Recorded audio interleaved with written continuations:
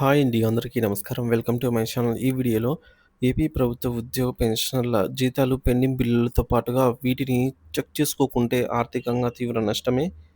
మరి ఆ వివరాలు ఏంటనేది పూర్తిగా ఈ వీడియోలో తెలుసుకుందాము. వీడియోని ఎక్కడే కానీ స్కిప్ చేయకుండా చివరిదాకా చూసేయండి. అప్పుడే ఇన్ఫర్మేషన్ పూర్తిగా అర్థమవుతుంది.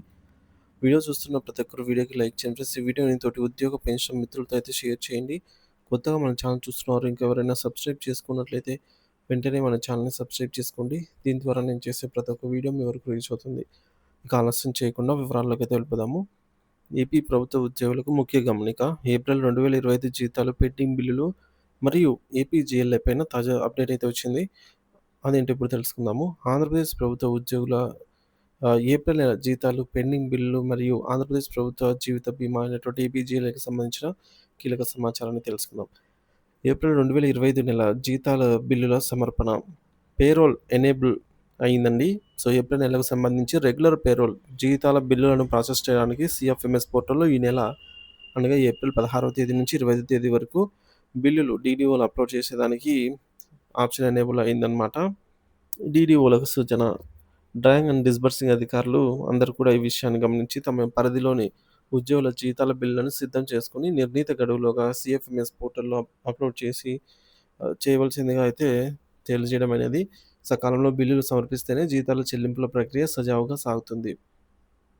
పెండింగ్ బిల్లుల ప్రస్తుత పరిస్థితి ముఖ్యంగా సరెండర్ లీవ్ ఎస్ఎల్ సంబంధించి ఆర్థిక సంవత్సరం ముగింపు ప్రభావం. సో, గత ఆర్థిక సంవత్సరం 2024, 25 ముగింపు కార్యకలాపాల్లో భాగంగా కొన్ని పెండింగ్ బిల్లులు ముఖ్యంగా సరెండర్ లీవ్స్ సంబంధించిన చెల్లింపులు జరగలేదు. ఫైనాన్షియల్ కోడ్ 31 అండ్ 50 బడ్జెట్ లేకపోవడం ఇతర సాంకేతిక కారణాలు అయి ఉండొచ్చు. సో, వీటి కింద బిల్లులు డీడీఓలకు తిరిగి పంపబడ్డాయన్నమాట.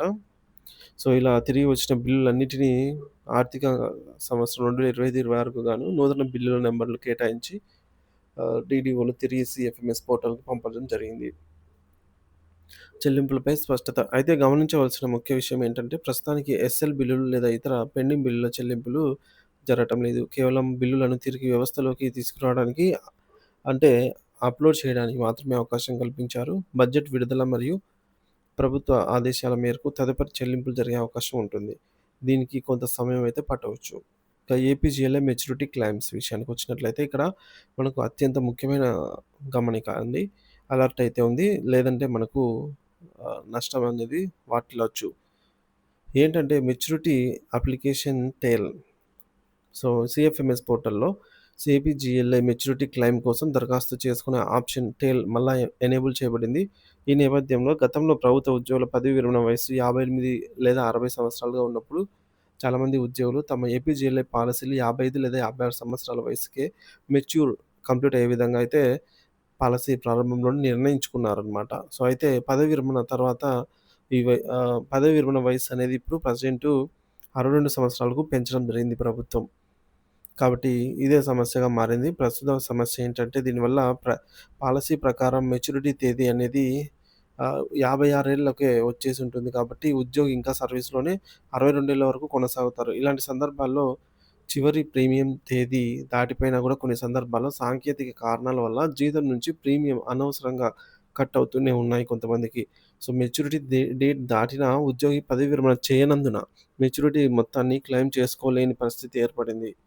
సో, మరి ఎవరు తనిఖీ చేసుకోవాల్సిన అవసరం ఎంతైనా ఉందండి. ముఖ్యంగా 55 సంవత్సరాలు పైబడిన ఉద్యోగులు, ఉపాధ్యాయులు పదవీ విరమణకు ఇంకా 3 సంవత్సరాల నుంచి 7 సంవత్సరాల సర్వీస్ ఉన్నవారు తమ పాలసీ మెచ్యూరిటీ తేదీ పాత పదవీ విరమణ వయస్సు ప్రకారంగా సెట్ చేయబడిందని భావించే వారంతా గూడా చెక్ చేసుకోవాల్సిన అవసరం ఎంతైనా ఉంది. ఏపీజీఎల్ఐ సంబంధించి ప్రెజెంట్ మనకు సీఎఫ్ఎంఎస్ పోర్టల్‌లో ఈ డీటెయిల్స్ అన్నీ గూడా అందుబాటులో అవైలబుల్‌లో అయితే ఉన్నాయన్నమాట.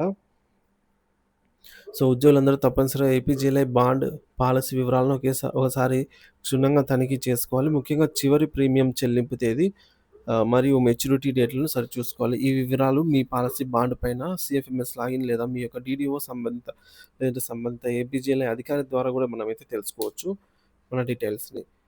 సో, ఎందుకు తనిఖీ చేయాలంటే ఒకవేళ మీ పాలసీ అనేది నిబంధనల ప్రకారంగా 56 ఏళ్లకే ముగిసిపోయి ఉంటే మీరు వెంటనే మెచ్యూరిటీ క్లెయిమ్ కోసం దరఖాస్తు చేసుకోవాల్సి ఉంటుంది. ఇప్పుడు సీఎఫ్ఎంఎస్‌లో ఆప్షన్ గూడా ఎనేబుల్ ఉంది. ఇలా చేయటం వల్ల మీ జీతం నుంచి అనవసరంగా ప్రీమియం కట్ అవ్వడం ఆగిపోతుంది. మెచ్యూరిటీ మొత్తాన్ని పొందడానికి మార్గం సుగమం అవుతుంది. నిర్లక్ష్యం వద్దు. ఎందుకంటే ఈ విషయాన్ని తేలిగ్గా తీసుకుంటే లాస్ట్ ప్రీమియం డేట్ ఏదైతే ఉందో అది దాటిన తర్వాత కూడా మీరు చెల్లించే ప్రీమియంలు వృధా అయ్యే ప్రమాదం ఉంది. మరియు మెచ్యూరిటీ ప్రయోజనాలు పొందడంలో కూడా జాప్యం జరుగుతుంది. కాబట్టి ఖచ్చితంగా నిర్లక్ష్యం ధోరణి లేకుండా వీటినైతే మీరు చెక్ చేసుకోగలరు. ఇక ఈ ఉద్యోగ మిత్రులందరికీ కూడా ఈ వివరాలు చాలా ఉపయోగకరంగా మెచ్యూరిటీకి సంబంధించిన సమాచారాన్ని గమనించి అవసరమైన చోట తక్షణ చర్యలు తీసుకోవాలని అయితే కోరటం జరిగింది. సో, ఈ మీ ఆర్థిక ప్రయోజనాలను పరిరక్షించుకోవడానికి ఈ సమాచారం ఉపయోగపడుతుందనైతే ఆశిస్తూ ఉన్నాను.